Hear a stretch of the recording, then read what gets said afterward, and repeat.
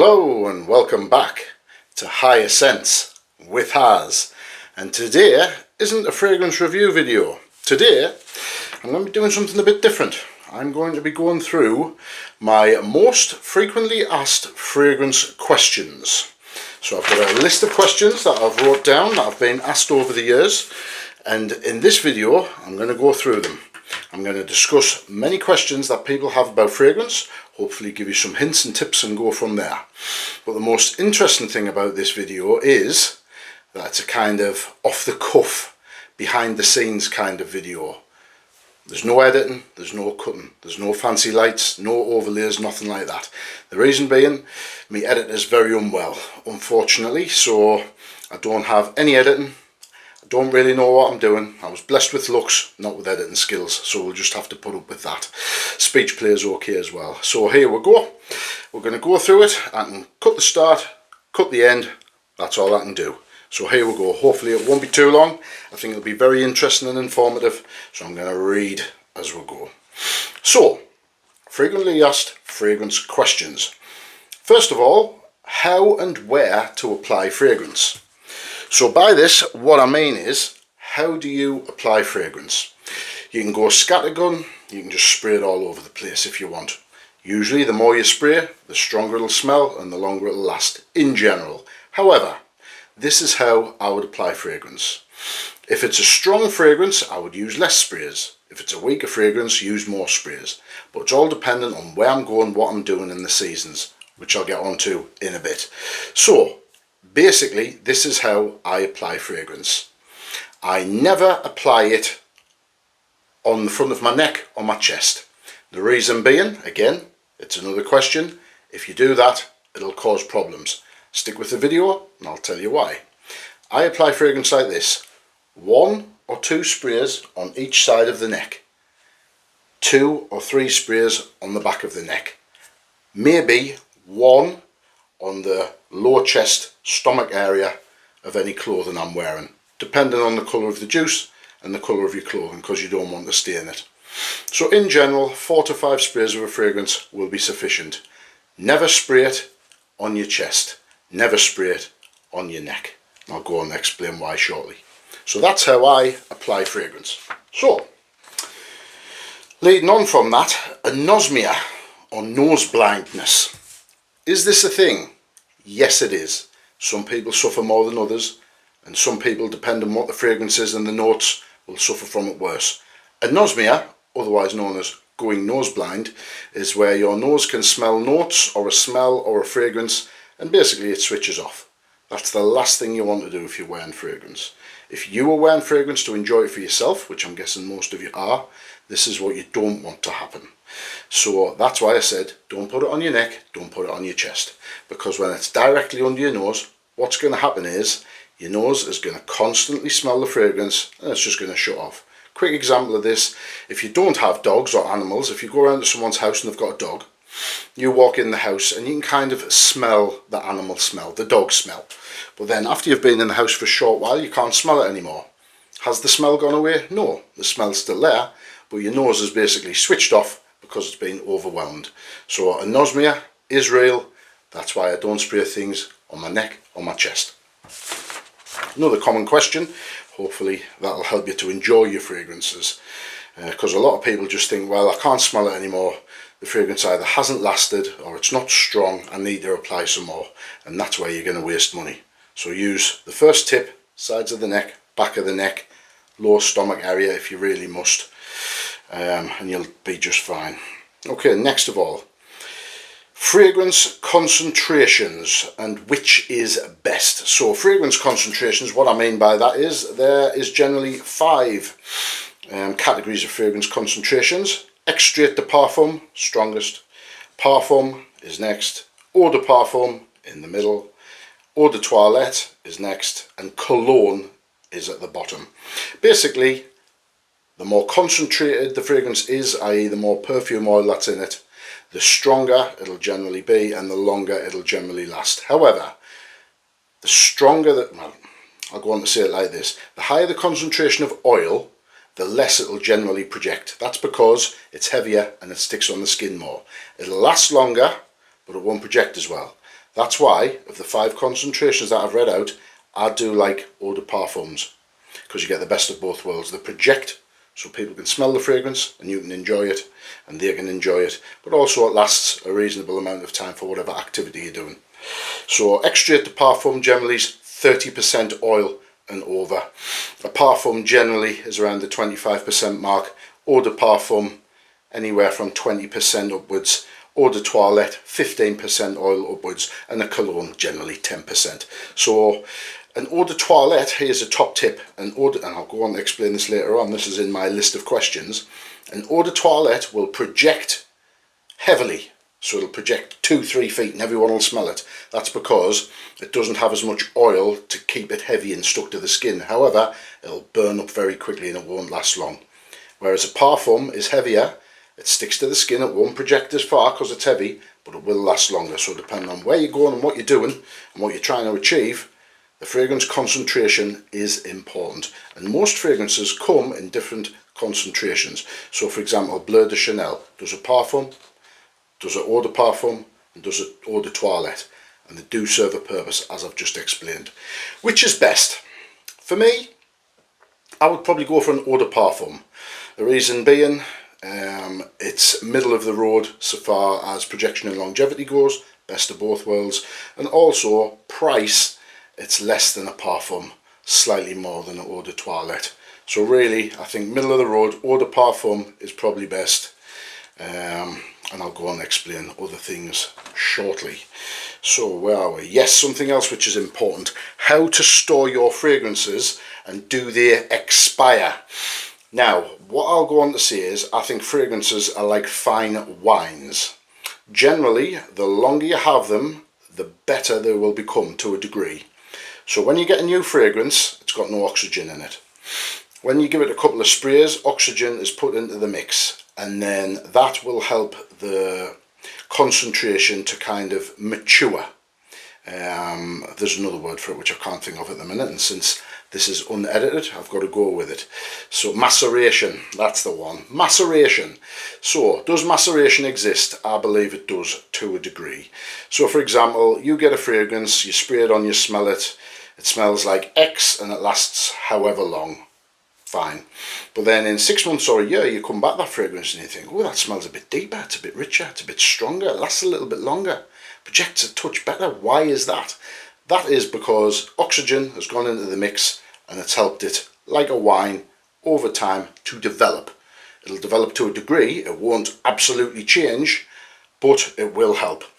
So, whenever you get a fragrance, even if you're not going to use it, just give it a couple of sprays, get some oxygen in there, shake the bottle and leave it, and that'll help it to develop over time. You'll get an overall better fragrance and a better experience. How to store fragrances. Sorry, I'm not meaning to rush through, but it may be a long video, so I want to keep your attention and help you as much as I can. Storing fragrances. You're best off storing your fragrance out of direct sunlight. Never store it on a shelf or anywhere which has got direct sunlight. Direct sunlight will break, I'm not a scientist, but I've heard it breaks down the particles, the molecules, and basically degrades the fragrance. So keep it out of direct sunlight, first of all. Second of all, don't put it anywhere where there's heat. So don't put it on your mantelpiece if you've got a fire. Don't put it on a shelf above a radiator, for example, because heat, again, if it heats up and cools down, the fragrance will degrade over time. Try and keep it somewhere which has got a steady temperature, which is, you know, relative room temperature or below. The cooler the better.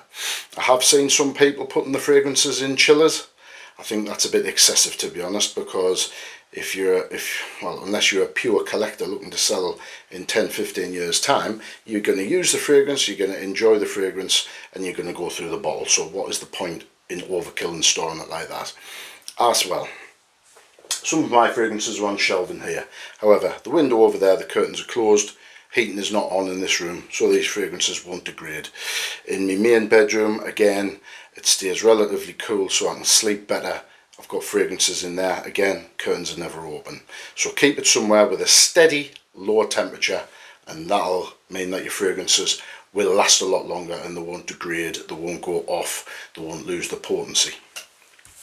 Right, let's have a look. So we've covered them. What is next for me?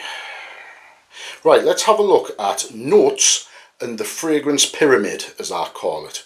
So, different types of notes. You've got lighter notes, you've got darker notes, you've got like brighter and lighter, and you've got deep and dark. And what I mean by that is you've got citruses, which are very light and don't last very long and burn off very quickly. They're generally found at the top of a fragrance.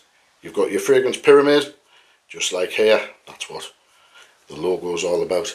So what you've got your top notes. They're the notes that when you spray the fragrance you immediately smell. They come off the top. You can also imagine it like a cricket ball. So for example, top notes around the outside.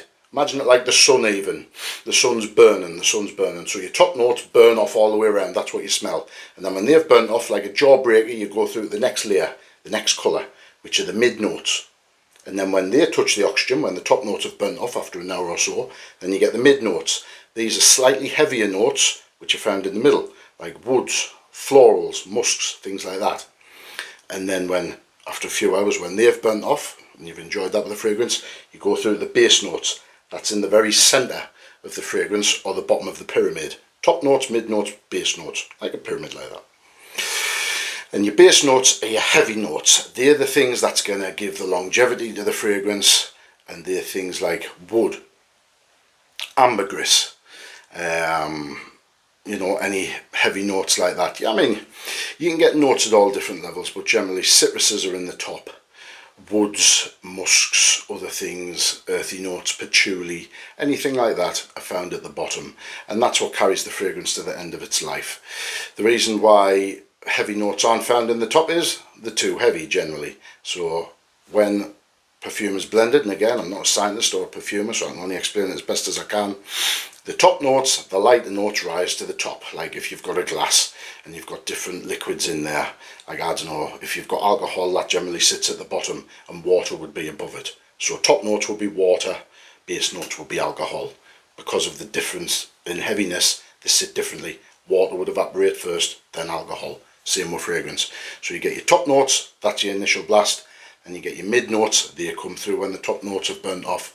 Then you get your base notes at the bottom, which carry the fragrance through. That sticks to your skin, everything else sits on it, and they evaporate. Top notes, mid notes, base notes, and that's the end of your fragrance. So notes in the fragrance pyramid, that is what I mean by that. That is what they are. Seasons and notes, and that also goes on to occasions as well. So people often say, why do seasons matter when it comes to fragrances? And why do the notes matter? Well, quick example, in the summer, it's very hot, you're very warm, it's warm outside. Generally, in the summer, summer freshies are used because citruses burn off quickly. They are light, they're not overpowering. In the summer, you want something which is light, it's not too strong and it's not too overpowering, because when you add heat to a fragrance, basically it makes it a bit stronger, it makes it project a bit further.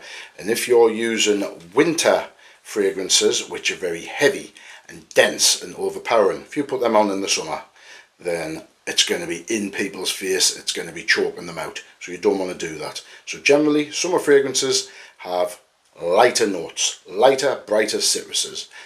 They don't overpower you, they smell fresh, pleasant, and they suit the summer. Consequently, in winter, where we are now, and by the way, Happy New Year to everyone when this fragrance video is about to go out. Thank you for sticking with me through my early journey. We're doing very well. If you're enjoying these videos or any in the past, please like, subscribe, comment, get interacting, and share if you can. The reason why I say that is because YouTube's algorithms, the more interactions I've got and the more subscribers, the more I can be put out there, the bigger, better and faster this channel can grow, and the more content I can bring to yourselves. So thank you to all my subscribers and everyone who has interacted so far. I appreciate it all. I've got a lot more to come for you next year. So like, subscribe, comment, get interacting. I think I've got approximately 170 subscribers, fantastic, and regulars. I've only been going for 3 months. I think I've done really well. It's in no small part down to my editor, however, and I'd like to thank them personally for all of the help and efforts. This is what I can do without them. Not very much. But anyway, back to the video. Where was I? Yes. So, winter heavy notes. They're the notes that's going to cut through the cold air. they're the notes that you want to be able to carry a fragrance. So in the summer, lighter notes; in the spring, lighter notes; in the autumn and winter, deeper, darker, heavier notes. Because the deeper, darker notes in the cool weather, they won't boom off, they won't project, they won't be in people's faces, and it suits the season more. Woods, earthy notes, dark florals, that suits autumn and winter. Citruses, musks, fruits, spring and summer, like things that are like grassy notes and stuff like that. So yes, seasons are important, because you don't want to wear a fragrance which is the total opposite for the season, because it's probably not going to work on your skin, it's not going to work for other people, it'll smell different, and you'll probably not enjoy it as much. Who wants to smell dark, damp patchouli in the summer? And who really wants to smell bergamot in the winter? There you go. So that's what I'd recommend. Now, moving on. Yes, occasions and fragrance type.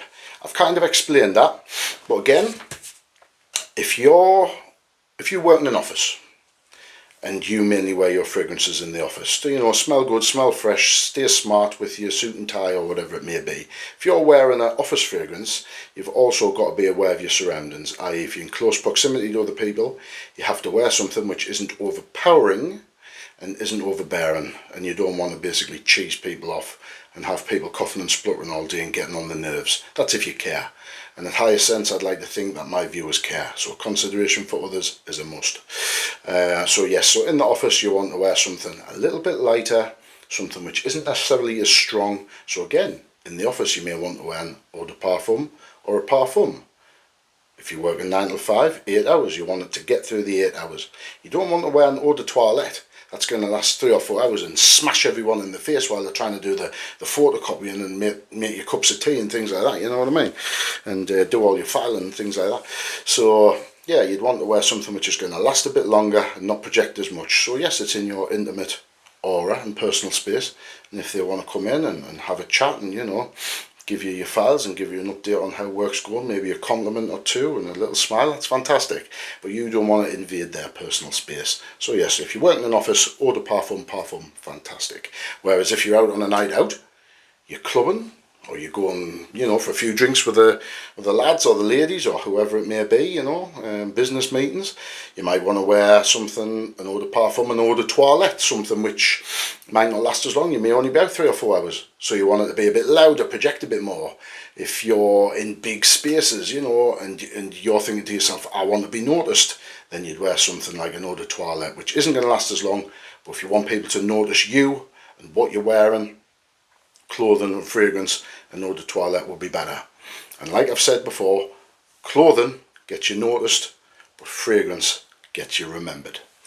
So yes, depending on where you are and what you're doing will depend what fragrance you're going to wear. If you're out and about on holiday, wear a light summer freshie. If you're only out for 3 or 4 hours and then you're going to shower and go out on the night, it doesn't need to last all day. You don't need to wear parfum when you're out on the beach.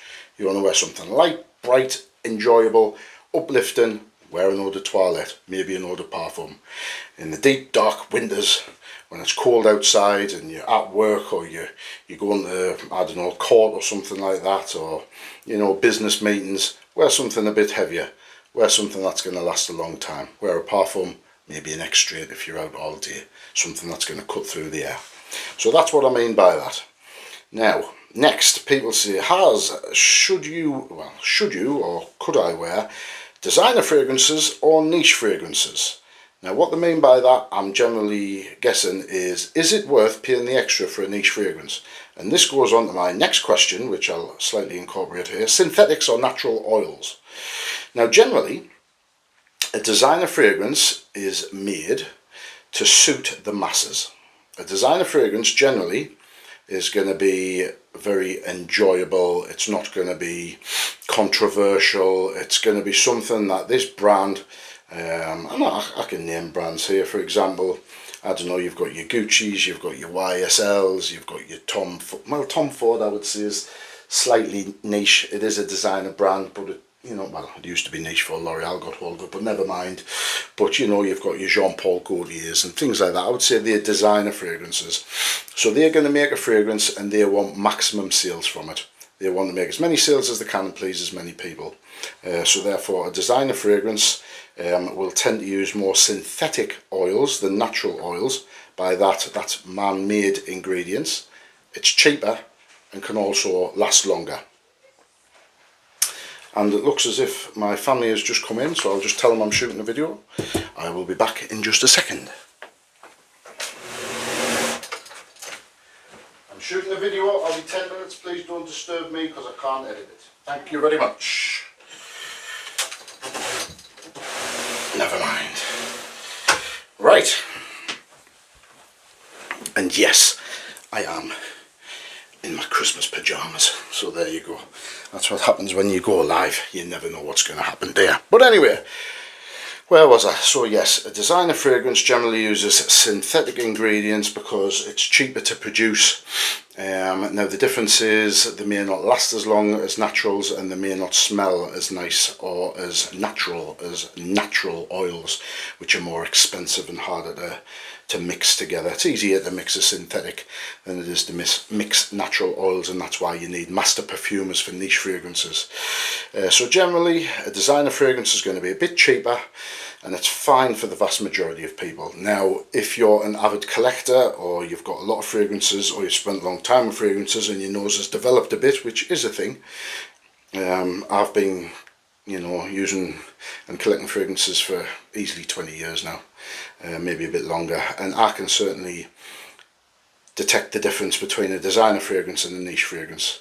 I can smell synthetic notes compared to naturals. I can.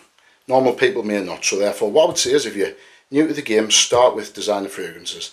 Start with general crowd pleasing things, and then as the years go on and you think, I've smelled this fragrance before, even if it's from a different brand, I've smelled this before, it smells very similar, it's just slightly different, and you think, I need a bit more. I want something a bit more powerful, I want something controversial, I need something to blow my mind. That's when you move on to niche fragrances. And generally a niche fragrance should be more expensive because it uses natural oils, higher quality oils, which are more expensive. Some niche brands just use their brand to sell the fragrance, and the notes and the oils may not be as good as they used to be. Creed, not naming any names there or anything, but sometimes big brands that were very, very good 10-15 years ago get taken over by, big companies, L'Oreal, and all they do, they use the brand name and they basically water everything down, use poorer ingredients, save money while still charging extortionate prices. So yes, do your research before moving into niche fragrances. Start with designer, move into niche as you develop. If you were, not that I recommend this, but if you were smoking cigars, you'd probably start on a cigarette, and then you'd work your way up to a cigar, and then you'd have different types of cigars which have got different flavours and cost different amounts of money. You wouldn't just immediately take a £500 Cuban cigar as your first. Bad example, I know. Never mind. Wines, alcohols, things like that. People generally start on alcohol pops. Easy to drink, don't burn your throat, do the job. Then people move on to other things like wines and stuff like that, and then spirits. But people don't generally just start off on 45% triple distilled vodka, and that's why it's overpowering. So start with your designer, move on to niche. Synthetics or natural oils, I've discussed. If you can get natural oils for a similar price, fantastic. They'll smell better and generally they'll last longer. As long as they've got a good perfumer, they'll be blended brilliantly. And I tell you what, when you get a mainly natural oils fragrance which is blended very well, it'll give you a lot of pleasure. Finally, what have we got? Occasions, done all that. Right, well, these seem to be the top questions that I generally get asked. I hope I haven't missed anything obvious out there, but feel free to go over this video again. There's some hints and tips, hope it helps you, those that are new to the game or those which are experienced. There might be something in there which you've never thought of or you've never really considered. I hope the explanation has been good enough and the video has been short enough to keep your attention. Like I say, I hope to have the editor back on board soon. If not, then applications will be welcomed. No, I'm just kidding. They'll be back and they'll be bigger and badder and bolder as ever. So yes, here we are, behind the scenes, unedited, natural. This is me, without the editing. I hope you've enjoyed the video. This has been Fragrance Frequently Asked Questions from Haz at Higher Sense. Happy New Year, have a good one. Don't do anything I would do.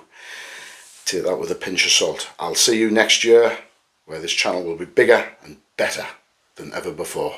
I'm excited, I'm looking forward to see what I can do. I've bought a lot of good fragrances I've got lined up for you, so like, subscribe, comment, share, do all them good things. Get me out there, and I'll see you guys when I'm at the top.